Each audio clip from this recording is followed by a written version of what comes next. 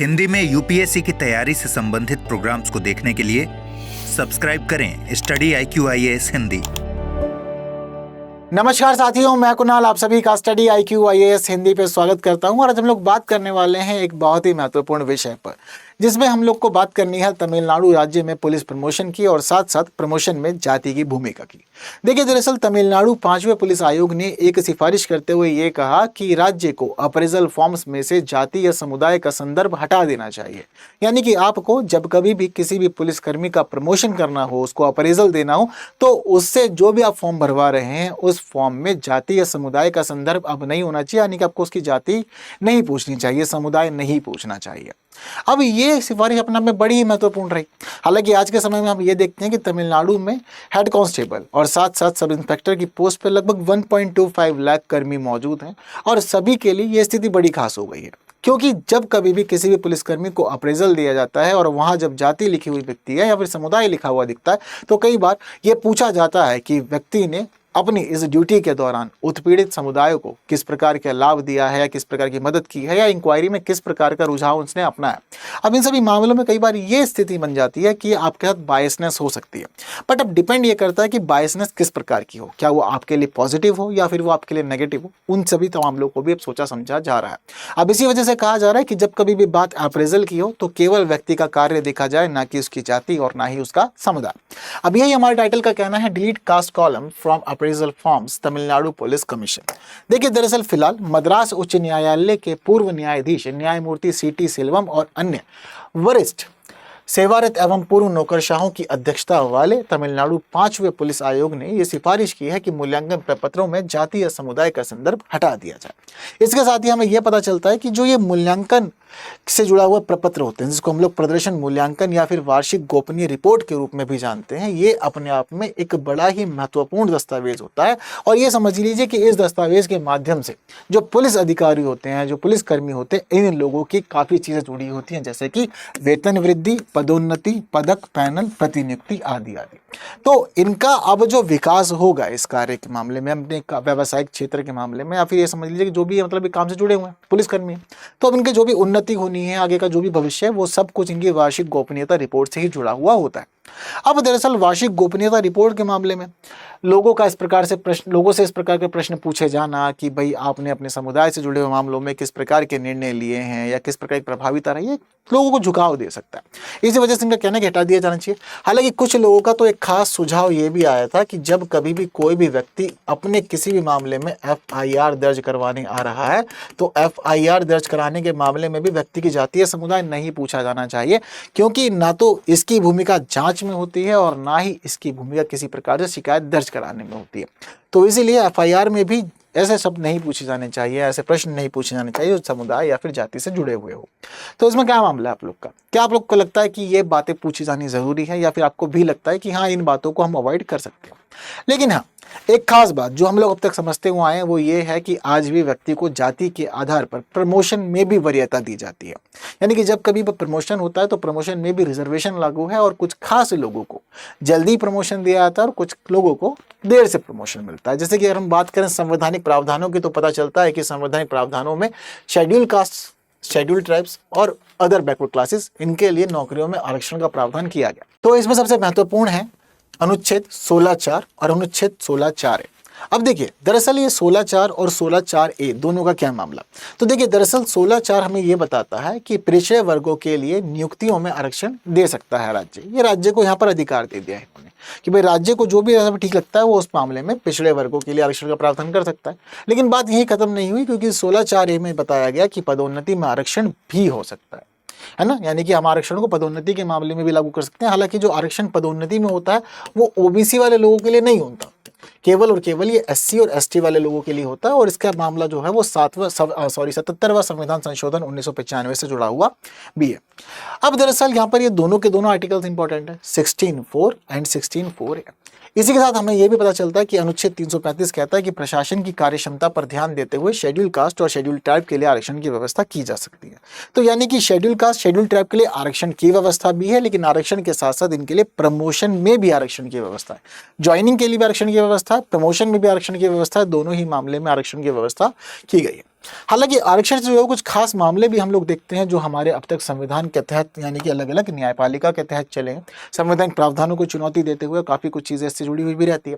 जैसे कि एक खास मामला होता है हमारा इंदिरा साहनी केस 1992 का।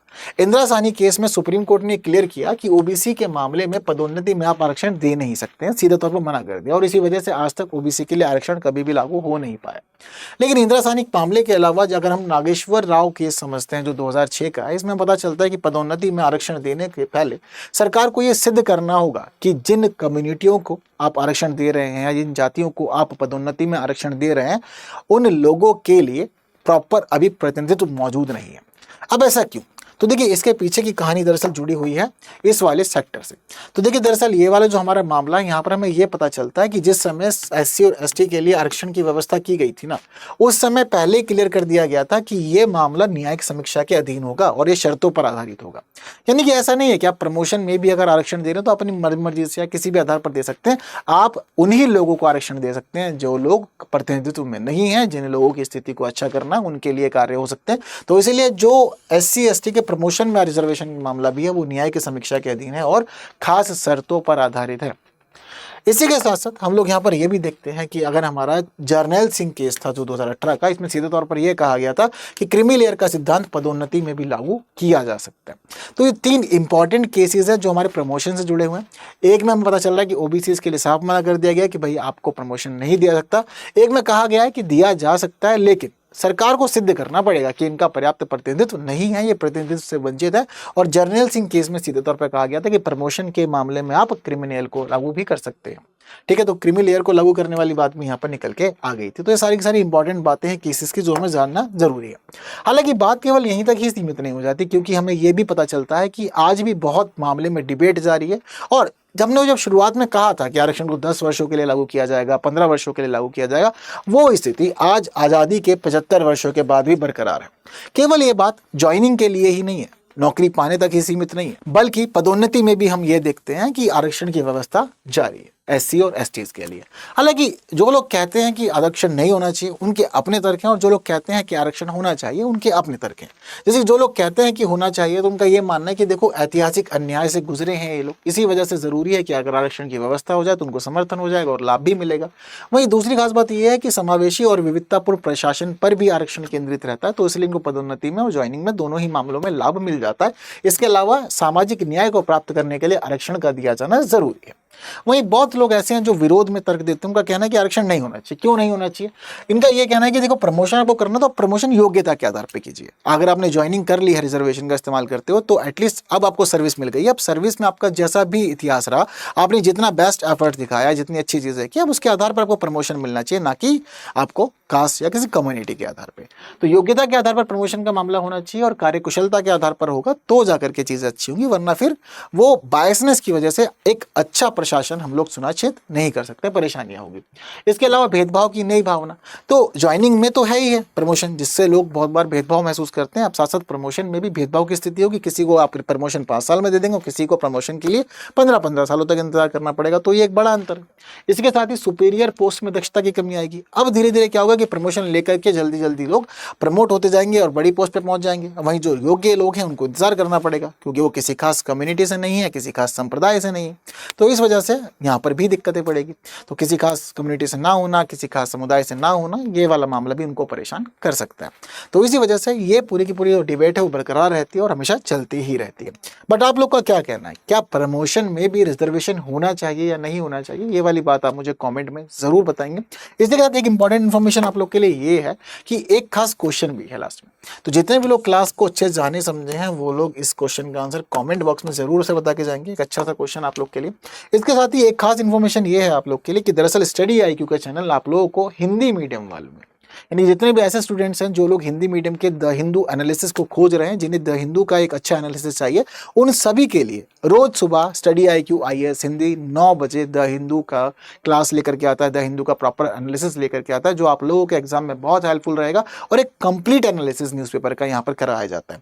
तो ज्वाइन कीजिएगा जरूर, सुबह 9 बजे द हिंदू का एनालिसिस आप लोग के लिए बहुत ही इंपॉर्टेंट है। ठीक है, इसी के साथ ही एक स्टडी IQ का बैच शुरू हो रहा है नया, 8 अगस्त से शाम 6 बजे। ये हमारा P2I फाउंडेशन बैच है और P2I फाउंडेशन बैच फिलहाल 3 वर्षों के लिए चल रहे हैं, 2026 वालों के लिए भी, 27 वालों के लिए भी, 28 वालों के लिए भी। तो 3 वर्षों के अकॉर्डिंग बैच चल रहे हैं हमारे P2I। और इन P2I फाउंडेशन बैच की खास बात क्या है कि ये आपको प्रीलिम्स टू इंटरव्यू तक पूरी हेल्प करते हैं, यानी ये प्रीलिम्स मेंस इंटरव्यू तीनों इस तरह पर आपको पूरा लाभ होगा। इस बैच में आपको 1-to-1 मेंटरशिप की सुविधा भी मिलती है, जिसमें आपको सारी समस्याओं का समाधान प्रदान किया जाता है। केवल बात यहीं तक ही नहीं होती, बल्कि आपको टेस्ट सीरीज भी मिलती है जो आपके प्रीलिम्स और मेंस दोनों ही स्तरों पे आपको दी जाती है। इसके साथ ही आप लोग को मिलते हैं प्रिंटेड और हैंड रिटन नोट्स, साथ में 18+ बुक्स। तो बेस्ट कोर्स है आप लोग के लिए जो आपकी तैयारी को बहुत अच्छा बना सकता है और आप लोगों को अपनी सफलता सुनिश्चित करने में बड़ी मदद कर सकता है। इसी के साथ एक खास पहलू यहाँ पर यह भी है कि जो भी लोग बैच एनरोल करते हैं उन लोगों के लिए 11,000 का प्राइस होता है अगर वो मंथली टॉप टेस्ट परफॉर्मर बनते हैं, और अगर आप लोग प्रीलिम्स एग्जाम क्लियर करते हैं तो आपकी पूरी की पूरी फीस भी रिफंड कर दी जाती है। तो एनरोल कीजिए आज ही KL लाइव कोड के साथ, क्योंकि KL लाइव कोड आपको दिला सकता है 7,000 रुपए का डिस्काउंट, जिसके बाद फीस हो जाएगी 27,999 वाली के मैक्सिमम है। और हमारे और बैचेस भी हैं जहां पर आपको कम फीस देके भी आपको फायदे मिल सकते हैं। तो अपनी पसंद का आप बैच चुन सकते हैं। इसके अलावा आप अपने से कनेक्ट कर सकते हैं टेलीग्राम पे, इंस्टाग्राम, फेसबुक और एक्स, इन सभी जगह कनेक्ट कर सकते हैं। टेलीग्राम पे, इंस्टाग्राम पर, बाकी जगह क्या क्या आईडी है आप लोग के सामने है, तो यूजर नेम सर्च कर सकते हैं। इसके अलावा QR कोड स्कैन कर सकते हैं जहां आप लोगों को मिलती हैं आपकी फाइल्स और हमारा डिस्कशन में आप पार्टिसिपेट भी कर सकते हैं। तो टेलीग्राम पे ज्वाइन कीजिए, स्कैन करके, या फिर आप सर्च कर सकते हैं कुणाल कोटिया, तब भी आपको चैनल मिल जाएगा। तो बस आज की क्लास में इतना ही। जितनी महत्वपूर्ण बातें हम लोग को करनी थी वो सारा डिस्कशन हो चुका है। फिलहाल आप वीडियोस को कीजिए शेयर, जितने भी लोगों तक कर सकते हैं। जिन्होंने लाइक नहीं किया, लाइक किए बिना कोई नहीं जाएगा। बाकी की बात करेंगे आने वाली और क्लासेस में कुछ नए विषयों के साथ। तब तक के लिए दीजिए मुझे विदा। Thank you so much. Study IQ IAS, आपका सिलेक्शन हमारा मिशन।